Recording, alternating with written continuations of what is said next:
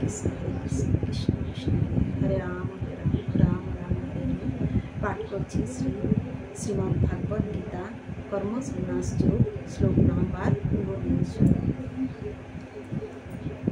ইহৈব তৈর্জিত সর্বশেষাং সাম্যে স্থিতং মন নির্দোষং হি সমং ব্রহ্ম তস্মাৎ ব্রহ্মণি তে স্থিতা।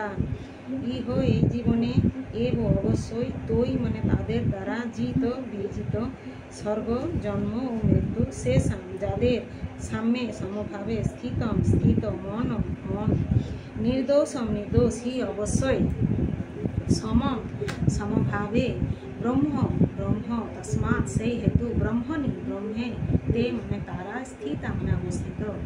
অনুবাদ: যাদের মন ও সাম্যে স্থিত হয়েছে তারা ইহলোকে জন্ম ও মৃত্যুর সংসার জয় করেছেন।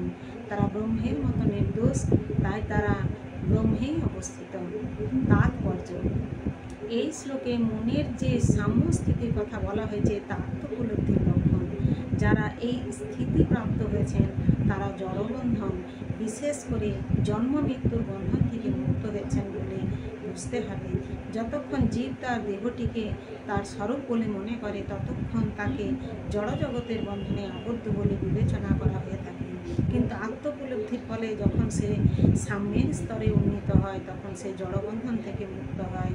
পক্ষান্তরে তখন আর তাকে এই জড়জগতে জন্মগ্রহণ করতে হয় না।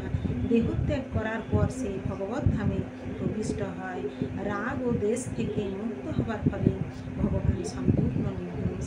তেমনি জীবও যখন রাগ ও দেশ থেকে মুক্ত হয় তখন সেও নির্দোষ হয় এবং ভগবত ধামে প্রবেশ করার যোগ্যতা লাভ করে। এই ধরনের মানুষদের জীবন মুক্ত বলে বিবেচনা করা হয়ে থাকে এবং তাদের লক্ষণ পরবর্তী শ্লোকে বর্ণনা করা হয়েছে। হরে কৃষ্ণ কৃষ্ণ কৃষ্ণ হরে হরে রাম রাম রাম রাম হরে হরে।